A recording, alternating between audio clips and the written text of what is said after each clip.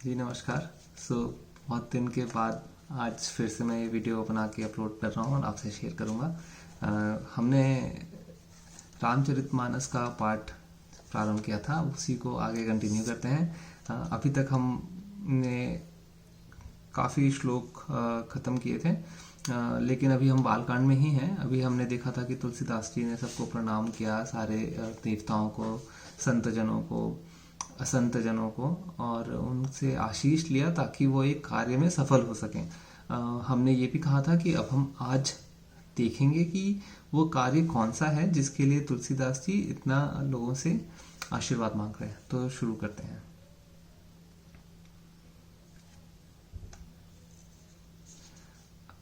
आकर 4,84,00,000 जाति जीव जल थल नभ बासी। सिय राम मैं सब जग जानी, करऊं प्रणाम जोरी जुग पानी। जान कृपा कर किंकर मोहू, सब मिल करहु छाड़ी छल छोहू। निज बुद्धि बल भरोस मोहि नाही, ताते विनय करहु सब पाही। तो यहाँ तुलसीदास जी कह रहे हैं कि वो सबको राममय जानकर प्रणाम कर रहे हैं। 84,00,000 योनियों में 4 प्रकार के जीव जल, पृथ्वी और आकाश में रहते हैं, और इन सबसे भरे हुए इस सारे जगत को तुलसीदास जी राममय जानकर उनको प्रणाम कर रहे हैं। यहाँ तक हमने कल देखा था। अब इसके आगे पढ़ते हैं।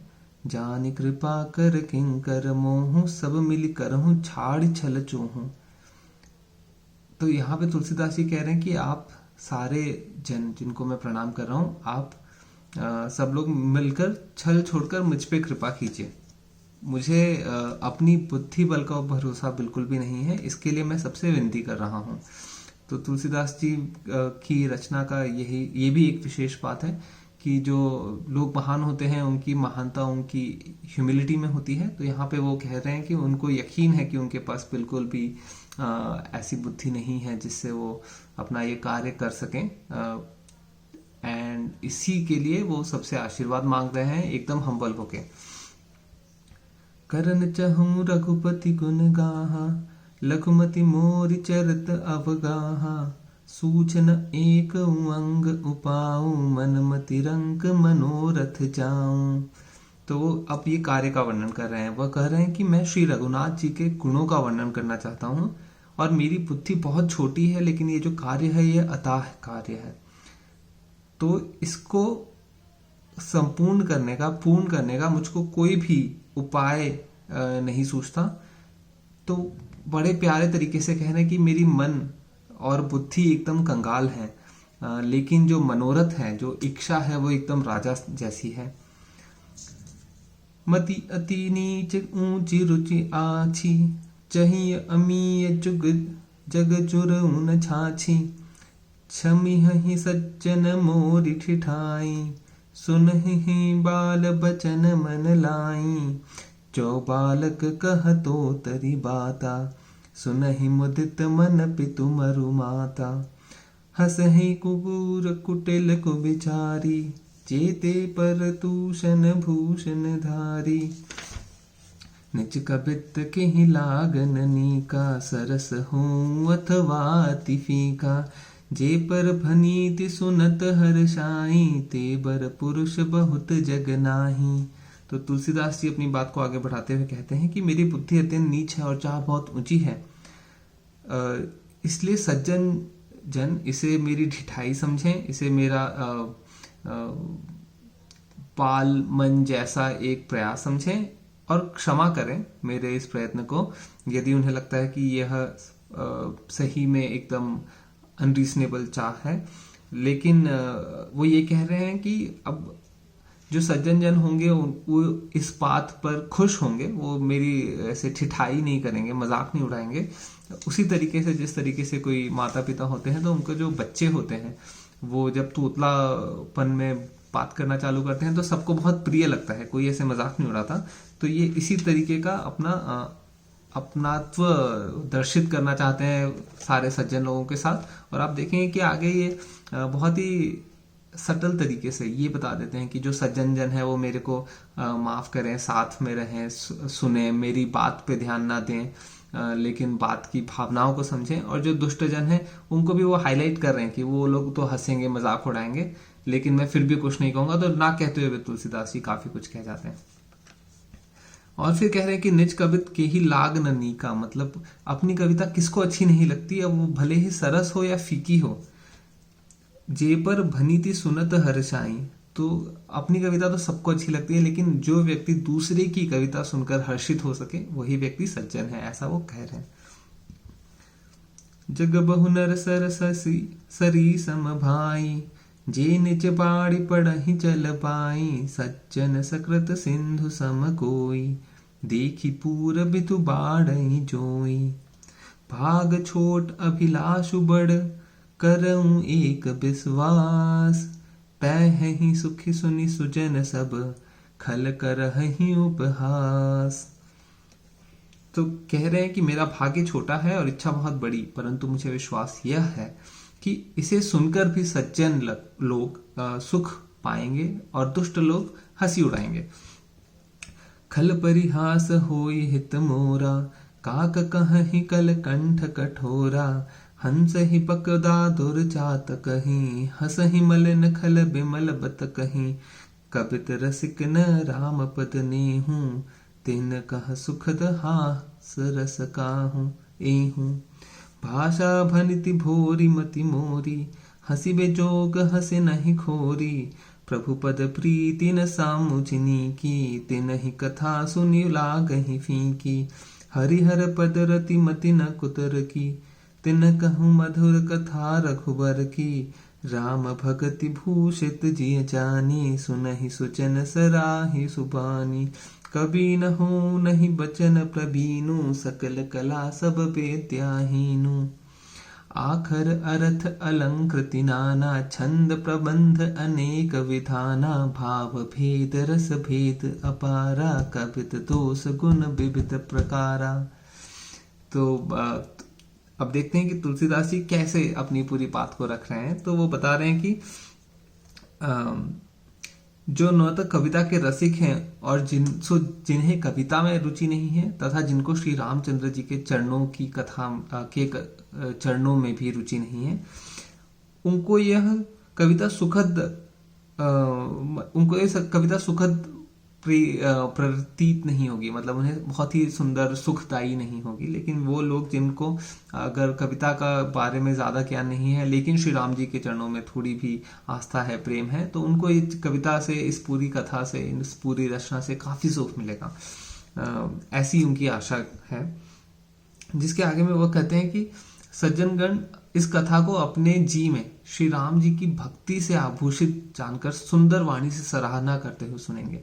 तो कह रहे हैं जिनको भी श्री रामचंद्र जी में प्रेम होगा वो इस कविता का भाव समझेंगे। कहने का तात्पर्य ये है कि तुलसीदास जी कह रहे हैं कि कविताओं में बहुत प्रकार के छंद होते हैं, रस होते हैं, लेकिन इन सब से अभिन्न होकर वो केवल एक तात्पर्य से, एक उद्देश्य से इसकी रचना कर रहे हैं, और वो है रघुनाथ जी की कथा का वर्णन करना। पनीति मोरी सब गुण रहित, विश्व विदित गुण एक, सो विचारी सुनहि सुमति, जिनके विमल विवेक। एहि मह रघुपति नाम उदारा, अति पावन पुराण श्रुति सारा, मंगल भवन अमंगल हारी, उमा सहित जेहि जपत मुरारी। तो यहाँ पे हम ये बहुत ही प्रसिद्ध पंक्तियां हैं, ये सब काफी लोगों ने कई जगह पे सुनी हुई हैं, अलग अलग सुर में सुनते हैं, अलग अलग लय में सुनते हैं, लोग अपने तरीके से गाते हैं। पर इसका मतलब ये है कि इस पूरी रचना को तुलसीदास जी बता रहे हैं कि ये अच्छी रचना है क्योंकि इसमें रघुनाथ जी के नाम का उल्लेख है। और यह नाम जो है, राम नाम जो है, यह तुलसीदास जी कह रहे हैं कि अत्यंत पवित्र है। अति पावन पुराण श्रुति सारा, मतलब ये बहुत ही पवित्र है और ये पुराणों और श्रुतियों में वेद पुराणों का सार है। मंगल भवन अमंगल हारी, मतलब यह कल्याण, मंगल मतलब कल्याण का भवन है, और अमंगल को हरने वाला है। और उमा सहित जेहि जपत पुरारी का मतलब होता है कि इस नाम को माँ अम्बा के साथ और दुर्गा माँ के साथ और पार्वती माँ के साथ पुरारी मतलब शिव जी सदा जपते रहते हैं। तो मंगल भवन अमंगल हारी उमा सहित जेहि जपत पुरारी। भनीति विचित्र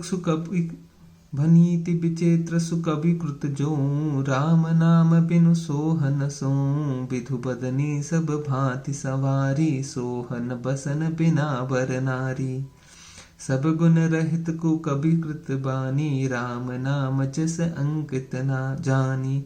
सादर कहहि सुनहि बुधताही मधुकर सरस संत कुन ग्राही। तुलसीदास जी कह रहे हैं कि कितनी भी अच्छी कविता हो वह राम नाम के बिना सुंदर नहीं लगती। उसी तरीके से जैसे चंद्रमा के समान मुख वाली स्त्री भी सब प्रकार से सुसज्जित होने पर बिना वस्त्र के शोभा नहीं देती। और तो यहाँ पे आप देखेंगे कि बहुत अलंकारों का प्रयोग किया गया है, बहुत उपमाओं का प्रयोग किया गया है। इसके विपरीत तुलसीदास जी आगे कहते हैं कि कुकवि की रचना मतलब अगर कोई अच्छा कवि नहीं है, उसकी रचना सारे गुणों से भरपूर हो, उसमें सारे छंद हों, धुन हो, लय हो, लेकिन उसमें राम नाम का और उनका यश अच्छा नहीं, तो वो कह रहे हैं कि इसके विपरीत यदि ऐसी कविता है जिसमें बिल्कुल भी छंद नहीं है, रस नहीं है, किंतु उसमें यदि राम नाम का उल्लेख है तो जो भक्तजन हैं, जो भी श्रद्धालु लोग होते हैं, वो उसको ही सुंदर मानते हैं और उसको सुनते हैं और कहते हैं, क्योंकि ये उनको सुख देती है। यद्यपि कवित रस एक हुनाही राम प्रताप प्रगट एहि माही।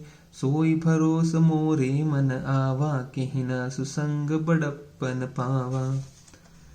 धूमऊ तजई सहज करुआई अगरु प्रसंग सुगंध बसाई। भनीति फदेश वस्तु भली बरनी राम कथा जग मंगल करनी। तो आगे तुलसीदास जी कहते हैं कि यदि भी मेरी रचना में कविता का एक भी रस नहीं है, किंतु इसमें राम नाम का वर्णन किया गया है। अब उसमें उपमा को देखिए, वह कह रहे हैं कि धुआं जो होता है, स्मोक जो होता है, वह अगरबत्ती की सुगंध से सुगंधित हो जाता है और उसका जो स्वभावपन होता है, जो कड़वापन होता है, उसका स्वभाव है धुएं का। लेकिन अगर अगरबत्ती के साथ वो मिल जाता है तो उसकी खुशबू से वो एकदम महकाने वाला काम करता है। तो यहाँ पे जो अगरबत्ती है उसका तुलना की जा रही है राम नाम के साथ, और जो धुआं है जो स्वाभाविक कड़वा है, वह तुलसीदास जी कह रहे हैं कि उनकी जो कथा है वो इस टाइप की है, जो कि राम नाम के मिल जाने से सुगंधित हो गई है। अब इसके आगे का भी लाइन कई जगह सुना होगा, इसको काफी जपा जाता है।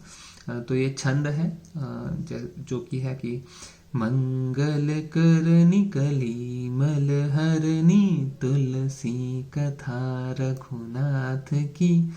गति खूर कविता सरित की जो सरित पावन पाथ की। प्रभु सुजस संगति भनीति भली हो सुजन मन भावनी भव अंग भूति मसान की। सुमिरत सुहावनी पावनी। तो यहाँ पे तुलसीदास जी कह रहे हैं कि श्री रघुनाथ जी की कथा कल्याण करने वाली और कलयुग के पापों को हरने वाली नदी के समान है। और यह जो मेरी कविता है वह भी उन्हीं का वर्णन करने वाली एक नदी जैसी है, जो कि गंगा जी की भांति टेढ़ी चलती है। और श्री रघुनाथ जी के प्रभाव से ये कथा सबके मन को भाने वाली हो जाएगी, जो भी सज्जन लोग होते हैं उन सबको। उसी प्रकार से, जिस प्रकार से जो राख होती है जो शमशान में पड़ी रहती है, जब उसको शिवजी लगाते हैं तो वो सुहावनी हो जाती है और उसके जैसे ही ध्यान करेंगे तो आप में पवित्रता आ जाएगी। उसी प्रकार से राम जी के प्रभाव से कविता सबके मन को सुख पहुंचाएगी। प्रिय लगी ही अति सब ही मम भनीति राम जस संग। दारु विचारू की करई को बंदिय मलय प्रसंग। श्याम सुर भी भय पिसद अति गुनद करहि सब पान। गिरा ग्राम्य सिय राम जस गावहि सुनहि सुजान। मणि मानिक मुकुता छवि जैसी, अहि किचिक गिरि गज सिर सोसन तैसी। नृप किरीट तरुणी तनु पाई, लहहि सकल शोभा अधिकाई। तैसे ही सुकबि सुकबिद बुध कहहीं, उपजहि अनत अनत छबि लहहीं। भगति हेतु विधि भवन बिहाई, सुमिरत सारद आवति थाई। रामचरित सर बिनु अनवाए, सो श्रम जाई न कोटि उपाय। कवि कोविद अस हृदय विचारी, कावहि हरि जस कलिमल हारी। कीन्हे प्राकृत जन गुण गाना, थिर सिर धुनि गिरा लगत पछिताना। हृदय सिंधु मति सीप समाना, स्वाति सारदा कहीं सुजाना। जो बरसई बार बारी विचारो, होहि कबित मुकुता मनि चारो। तो यहाँ पे भी आप देखेंगे कि इसका सार यह है कि संसारी मनुष्यों को गुणगान करने से सरस्वती जी सिर धुनकर पछताती हैं कि मैंने इसके बुलाने पर क्यों आई। बुद्धिमान लोग हृदय को समुद्र और बुद्ध को सीप और सरस्वती जी को स्वाति नक्षत्र के समान कहते हैं। यदि इसमें श्रेष्ठ विचरती रूप विचार रूपी जल बरसता है, जो तो मुक्तामणि के समान सुंदर कविता होती है। तो वह इसमें कह रहे हैं कि सुकविता की कवि जो एक अच्छी कविता होती है, उसकी उत्पत्ति किस तरीके से होती है और उसकी शोभा, उसकी उत्पत्ति कहीं पे होगी, उसको शोभा कहीं और मिलेगी, उसकी शोभा का प्रभाव का जो मूल होगा, रीजन होगा, वो कुछ और होगा। इसी चीज को वो वर्णन कर रहे हैं। जुगति विधि पुनि पोहि अहि, रामचरित बरताग। पहिरहि सज्जन बिमल और, शोभा अति अनुराग।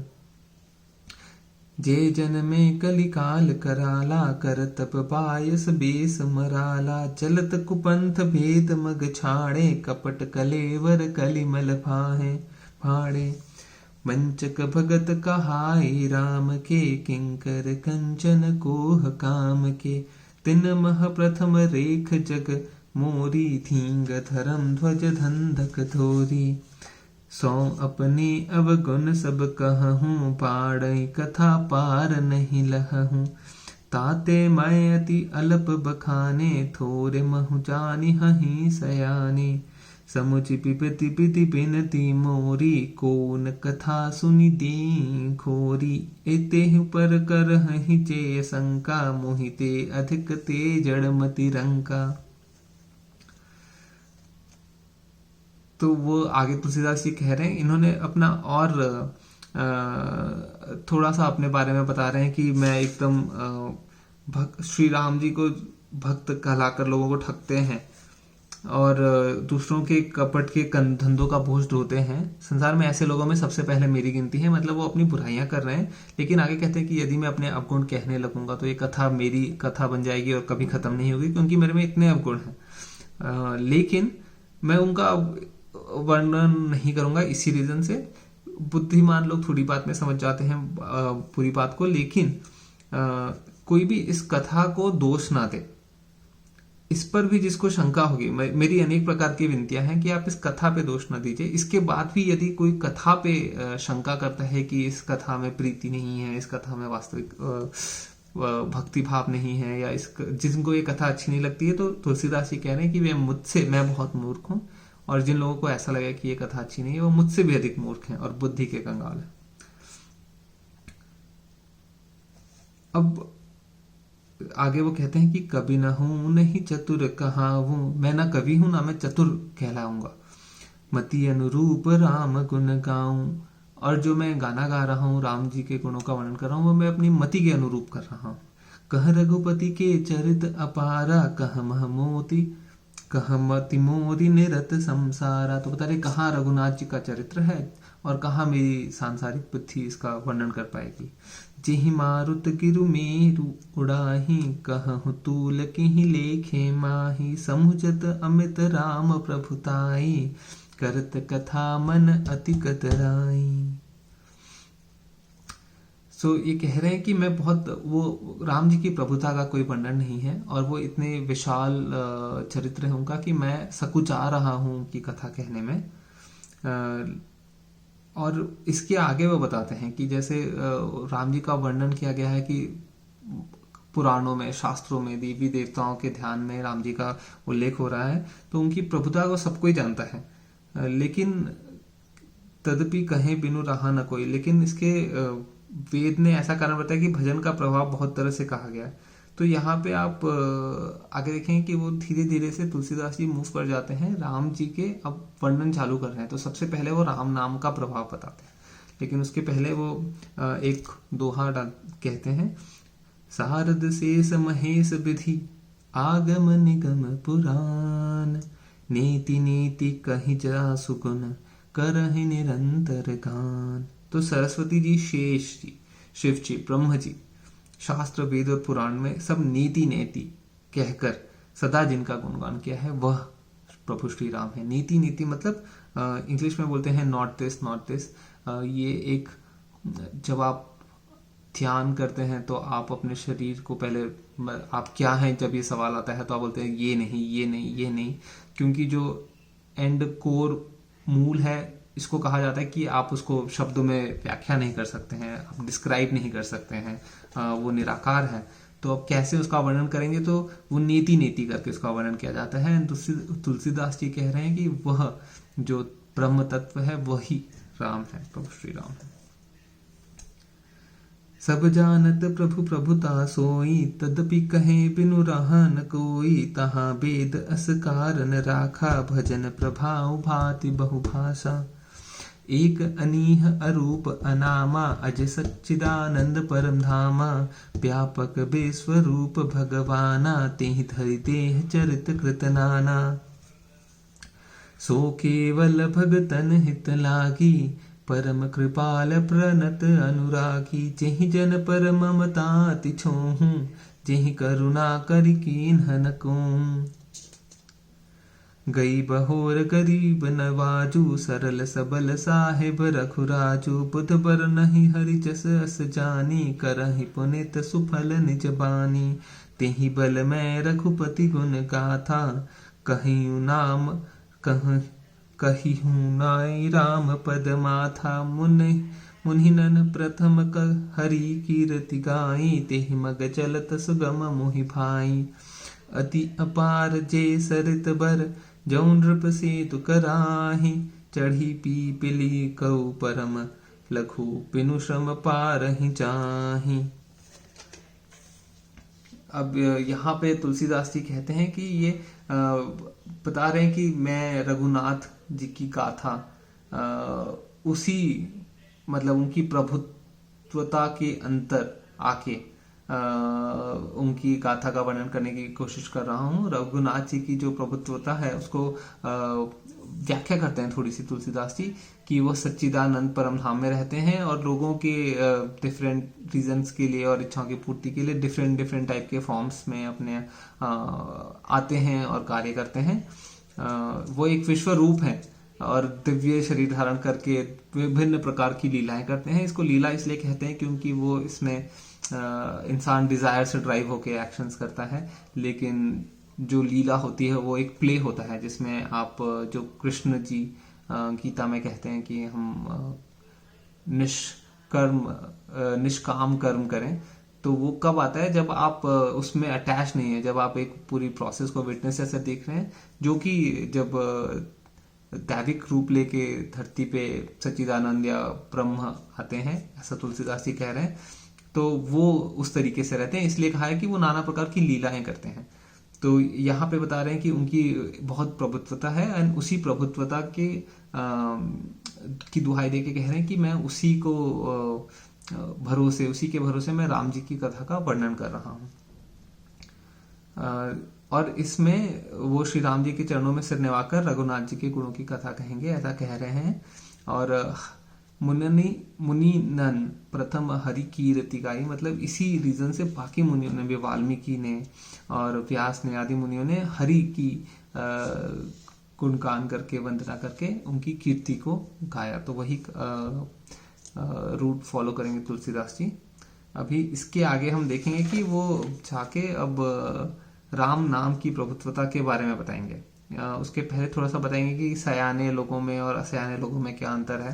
तो देखेंगे कि थोड़ी देर तक अभी तुलसीदास जी भूमिका तय कर रहे हैं, इसके बाद फिर वो कथा में जाएंगे और कथा बहुत ही प्यार से बहती आगे। तो इसको अब हम अगले वीडियो में देखेंगे। धन्यवाद।